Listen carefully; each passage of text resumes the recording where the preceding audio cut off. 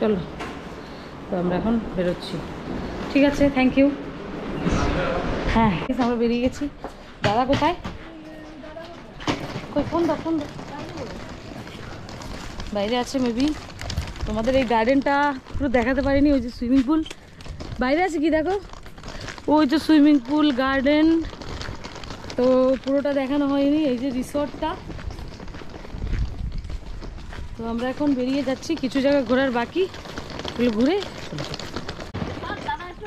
হ্যাঁ হ্যাঁ হ্যাঁ, ছাগল ছানা।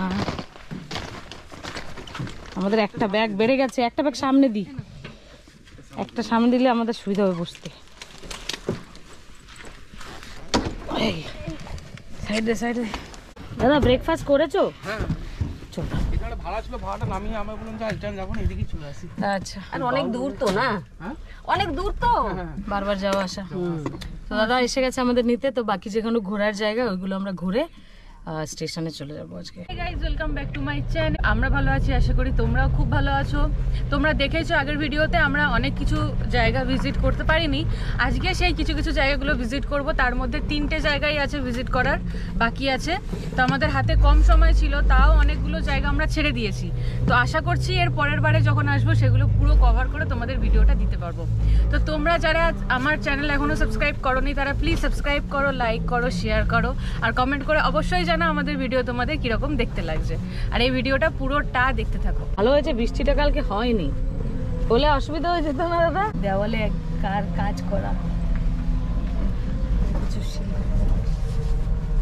কুমড়ো বাগিচা, ওই দূর থেকে ট্রেন যায়, ওখান থেকে। পথের পাঁচালী যেরকম ছিল না, হ্যাঁ ওইরকম না জায়গাটা।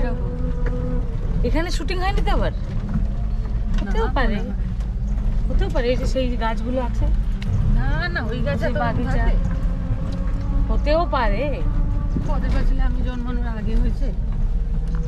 না না, নতুনটা, যেটা নতুন করেছে। প্রচুর ভিড় হয়েছিল। আমরা যে কোনায় আমরা দেখবো। সিনেমা হলেও প্রোগ্রাম আছে। কোথায়? Gitanjali cinema hall. আচ্ছা, ওটা তো গভর্নমেন্টে, তো ওইখানে প্রোগ্রাম আছে। ওনার হ্যাঁ, কতদিনের ট্রিপ আছে? ওটা মোটামুটি 3 দিন আজকে থাকবে।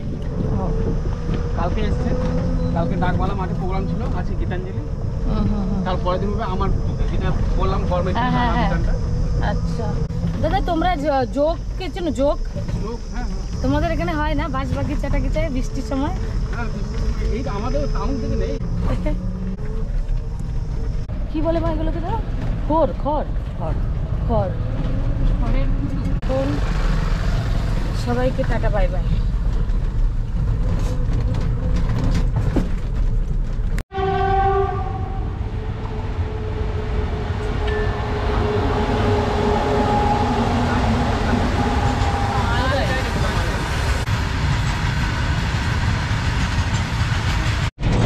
চলে গেল।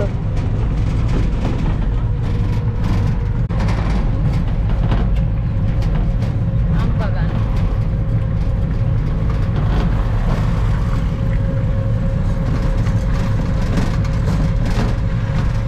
বিশাল বাড়ি না?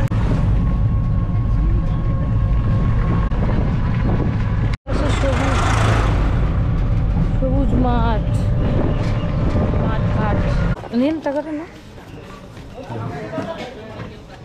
কঙ্কালীতলা গ্রাম পঞ্চায়েত। হ্যাঁ, আসছি যখন পুজো দেবো। এটা হচ্ছে 51 কিলোমিটার একটা পিচ, আমি বলে দিচ্ছি সব। সতীর সতীর একটা পার্ট এখানে পড়েছে। হ্যাঁ হ্যাঁ, আমি তো ওটাই বলছি, ওখানে যাবার না। এখানে সত্যি কোমরের অংশটা পড়েছিল, এর নাম হচ্ছে মা কঙ্কালী। আচ্ছা, কোমরের অংশ। সব লেখা আছে।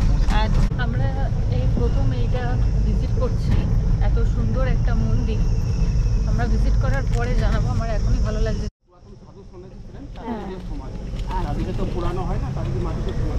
হ্যাঁ, আচ্ছা। তাদের তো মাটিতে মাটিতে। সন্ন্যাসী সাধু। আচ্ছা আচ্ছা, যারা মন্দিরে পুজো ত্যাগ করে, হ্যাঁ হ্যাঁ হ্যাঁ, পুরানো হয় না। ও যে বৈষ্ণব বলে না, হ্যাঁ বৈষ্ণব হ্যাঁ হ্যাঁ, যে আচ্ছা। সব ওই যে আমাদের ওখানে আছে বৈষ্ণব, তাদের তো পড়ায় না। তাই জানি না। আর এই ডান দিকটা হচ্ছে কোপাই নদী। কুপাই নদী। এই কোপাই নদী কোনো স্টেট নেই, শুধু এঁকে বেঁকে যাচ্ছে। যে রবি ঠাকুর লিখেছেন আমাদের ছোট নদী চলে এঁকে বেঁকে, হ্যাঁ হ্যাঁ হ্যাঁ। বৈশাখ মাসে তার হাঁটু ইঞ্চি জল থাকে। এই হচ্ছে সেই কোপাই নদী। আচ্ছা এই কোপাই নদীটা এখন গঙ্গা নামে পরিণত হয়েছে। মানে এখানে সন্ধ্যে 6টার সময় গঙ্গা আরতি হয়। আচ্ছা, এই যে এইখানে হয় না? হ্যাঁ, এইখানে হয়। হ্যাঁ। কোপাই নদী এইখানে আরতি হয়, ওই যে বানানো।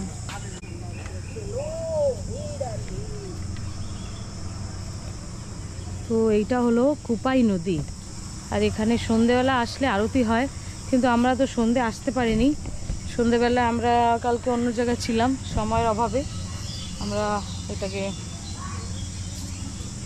এখানে আসতে পারিনি। এই যে নদীতে স্নানও আদি করা হয়। হ্যাঁ তোমরা ওসব পড়োনি? পড়েছি আমরা, আমাদের ছিল ঠাকুর যে কবিতাটা ছিল লিখেছিল আমাদের। আমাদের ছোট নদী চলে এঁকে বেঁকে।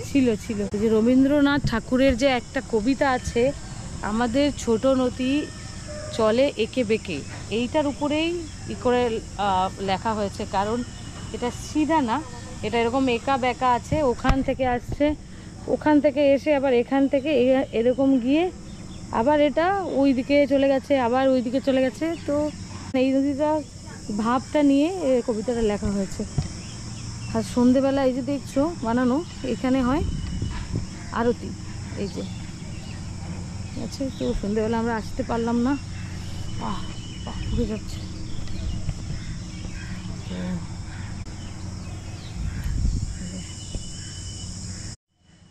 কি আমার পা কি অবাস হয়ে গেল, আমার পায়ে গরম ফিল করতে পারছি না। সুন্দর হেঁটে চলে গেলাম, কিছু অত ফিল হয় না।